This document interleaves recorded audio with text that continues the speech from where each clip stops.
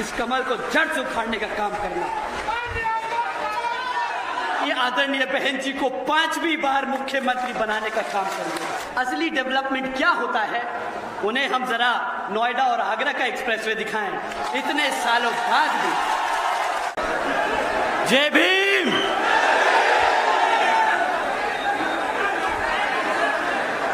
साथियों,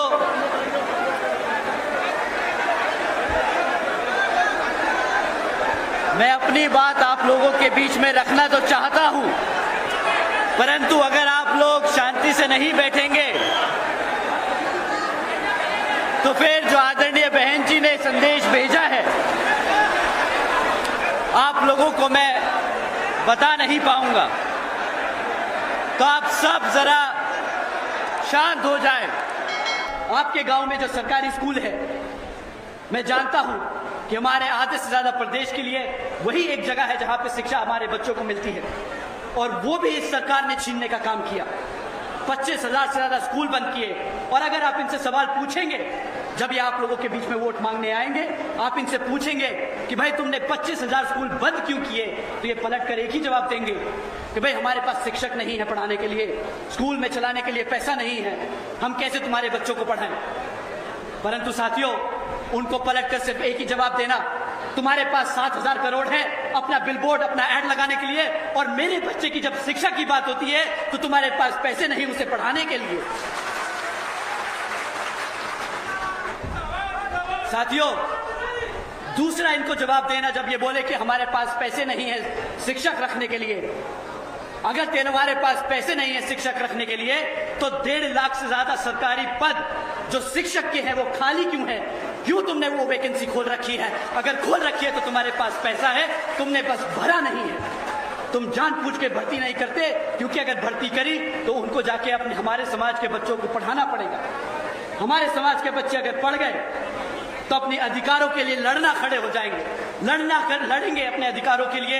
तो जैसे आपने देखा था अभी कुछ दिन पहले दिल्ली में हमारी जनरेशन के बच्चे अपने अधिकारों के लिए लड़े, वैसे ही हमारे समाज के बच्चे प्रदेश के कोने कोने में चौराहे चौराहे पर इनसे सवाल करेंगे आरक्षण के लिए, रोजगार के लिए, शिक्षा के लिए और लॉ एंड ऑर्डर के लिए, रोजगार के लिए।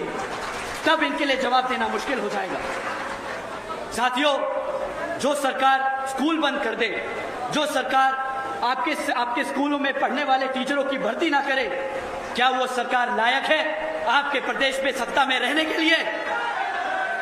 तो साथियों, मैं फिर से कहूंगा ये मौका मत गवाना। मैं फिर से कहूंगा ये मौका मत गवाना। आदरणीय बहन जी ने सालों साल मेहनत की है, हमारे समाज को इस लायक किया कि हम इस मंच पर खड़े होकर ये भाषण दे सके, ये अपनी बातें रख सके, अपने समाज की आवाज उठा सके। तो साथियों, इस 5 साल के बाद जो हमें ये मौका मिला है, इसे गंवाना नहीं, अपना वोट जरूर डालने जाना और इस बारी हाथी के सामने बटन दबाकर इस कमल को जड़ से उखाड़ने का काम करना।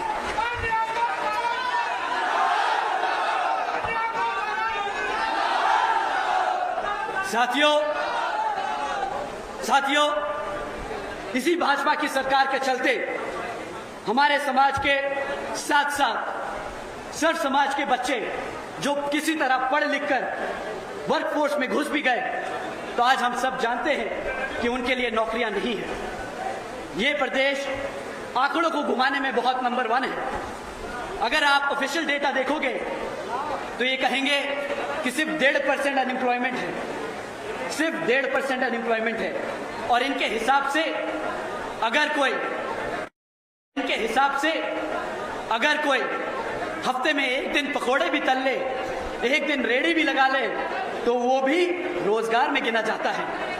मैं अपनी माताएं बहनों से पूछना चाहूंगा, मैं अपने बड़े बुजुर्गों से पूछना चाहूंगा, क्या आपने अपने बच्चों को इसलिए पला बढ़ा के, पढ़ा लिखा के, दिन रात मेहनत करके उन्हें इतना बड़ा इसलिए किया कि हफ्ते में एक दिन वो पकोड़े तले, एक दिन वो रेड़ी लगाए और सरकार उन्हें रोजगार मान ले? बताइए साथियों, क्या ये रोजगार है? हफ्ते में एक दिन काम करना अपनी मर्जी से, अपनी मजबूरी में, क्या वो रोजगार कहलाता है? ये सरकार का नया तरीका है हमारे समाज को बेवकूफ बनाने का, हमारे समाज की आंखों में धूल झोंकने का। साथियों, हमारे समाज के 2 करोड़ से ज्यादा बच्चे बेरोजगार घूम रहे हैं, बल्कि जबकि 13 लाख से ज्यादा सरकारी पद आज भी खाली पड़े हैं। अगर ये चाहें तो ये सारे के सारे 13 लाख सरकारी पद भरकर सर्व समाज के बच्चों को रोजगार देने का काम कर सकते हैं, पर इनकी नीयत नहीं है, इनकी नीयत नहीं है हमारे बच्चों को रोजगार देने। तो साथियों, अगर मैं आप लोगों से कहूं कि भाजपा की सरकार के दौरान हमारे बच्चों के स्कूल बंद कर दिए गए, भाजपा की सरकार के दौरान शिक्षकों की भर्ती रोक दी गई, भाजपा की सरकार के दौरान हमारे बच्चों के रोजगार छीन लिए गए, तो क्या मैं गलत हूं? क्या मैं गलत हूं? क्या आपके साथ गलत हुआ? क्या आपके साथ गलत हुआ?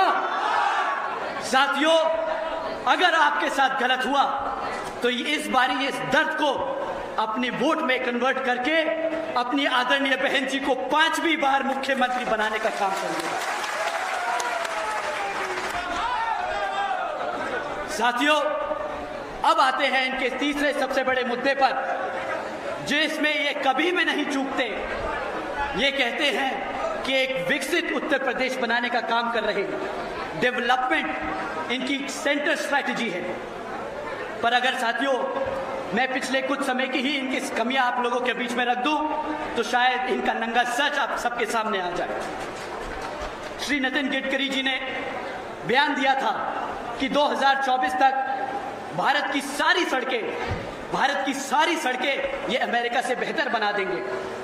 एक तो मुझे समझ नहीं आता इनका ऑब्सेशन कि हम अमेरिका से बेहतर हो जाए। अमेरिका की असली हकीकत हालत देखेंगे तो बोलेंगे हमारा हिंदुस्तान, हमारा भारत ही बेहतर है। परंतु इन्होंने तो वादा कर दिया कि हम 2024 तक इतनी पक्की सड़कें बना देंगे, गांव-गांव में सड़कें खींच देंगे कि अमेरिका पीछे छूट जाएगा। तो हकीकत सुनते हैं। लखनऊ कानपुर एक्सप्रेसवे शुरू होने के 18 दिनों में ही 84 जगहों से ज्यादा उसमें धंस गया।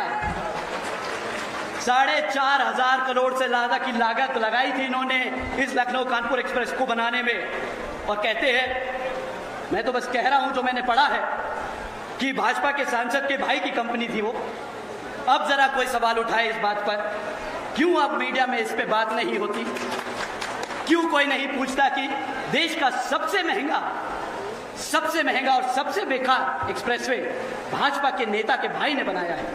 क्या वहां पर करप्शन की बू नहीं आती आपको? पब्लिक का पैसा अब नहीं लुटा क्या? साथियों, ये आपके लिए है सवाल करना। अब आप इनसे सवाल जरूर कीजिएगा कि कैसा बना है कानपुर लखनऊ का एक्सप्रेसवे। दूसरा, पूर्वांचल एक्सप्रेसवे, जिसकी सड़क 15 फीट धंस चुकी है जगह जगह पर, यह भी किसी से छिपा नहीं। बुंदेलखंड एक्सप्रेसवे, जिसके उद्घाटन के चंद 5 दिनों बाद ही भारी बारिश में वो भी जगह जगह से धंस गया। गंगा एक्सप्रेसवे, अप्रैल में उद्घाटन किया, जुलाई में 5 से 10 फीट जगह जगह वो भी धंस गया। और एक तरफ साथियों, असली डेवलपमेंट क्या होता है उन्हें हम जरा नोएडा और आगरा का एक्सप्रेसवे दिखाएं। इतने सालों बाद भी आज वो ऐसा का ऐसा ही खड़ा है, एक गड्ढा नहीं। इसे कहते हैं ईमानदार, वफादार और सही तरीके से अगर कोई काम करना चाहे तो मुमकिन है। फीते काटने से डेवलपमेंट नहीं होता। सही मायने से अगर शिद्दत हो तो नोएडा आगरा एक्सप्रेस से जाके दिखाएं इन्हें कोई। उसी पे तो चलते हैं, उसी से तो चलते हैं, दिल्ली आते हैं। उन्हें क्या पता कि वो बनाया भी आदरणीय बहन कुमारी मायावती जी ने। इनके यहाँ पर दूसरों के काम का क्रेडिट लेना कोई नया पुराना काम नहीं। ये लोगों के पास ये पुरानी इनकी स्ट्रैटेजी है, दूसरे काम करे, अपना जाके झंडा गाड़ दे और फीता काट दे। साथियों, तो डेवलपमेंट के नाम पे इन्होंने स्कूल बंद कर दिए, आपका पैसा सड़कों में लगा के उसे धंसा दिया, सरकारी अस्पताल जला दिए। ये तो है डबल इंजन की सरकार के काम। साथियों, ये तब हाल है जब सेंटर में भी भाजपा और यहां आपके प्रदेश में भी भाजपा। अब आप बताइए, इससे ज्यादा तेल पीने वाला इंजन कहां मिलेगा? इससे बेकार माइलेज देने वाला इंजन कहां मिलेगा? साथियों, इन्होंने कहा था डबल इंजन की सरकार लाएंगे और आपके सारे दुख दर्द खत्म कर देंगे, आपके लिए महंगाई खत्म कर देंगे। 2014 में भाजपा की सत्ता में आने से पहले उन्होंने नारा दिया कि बहुत हो गई महंगाई की मार, अब की बार भाजपा सरकार। हाँ, ये वादा हमारे सबके जहन में भर दिया। 2014 में गैस सिलेंडर 400 रुपए हुआ करता था और उस पे इनके सभी नेता लोग सड़क पर उतर के गैस सिलेंडर सर पे रखकर छाती पीट कर बोल रहे थे, अरे महंगाई है, मर गए हमारे आम लोग। आज 1200 रुपए का है। सड़क भूल गए क्या? या वो सड़क ढह गई जिसमें तुमने वो 1200 रुपए का सिलेंडर बेचा? 60 रुपए का पेट्रोल बहुत महंगा हो गया था इन सब के लिए। 60 रुपए का पेट्रोल, गाड़ी चलाना बंद कर दी। अरे बोला कि इतना महंगा पेट्रोल है, अर्थव्यवस्था बिगड़ जाएगी। और आज जिसका पेट्रोलियम मंत्रालय ही नहीं है, वो ही जाके कागजों पे साइन करके बोल रहा है मैंने E100 ले आया, आज आपको मिलावटी तेल मिलेगा। आज भी E20 का मिलावटी पेट्रोल का तेल, पेट्रोल का भाव 110 रुपया कर दिया है। गन्ने का रस 60 रुपए में पेट्रोल मिलता था, आज 110 रुपए में गन्ने का रस बेच रहे हैं।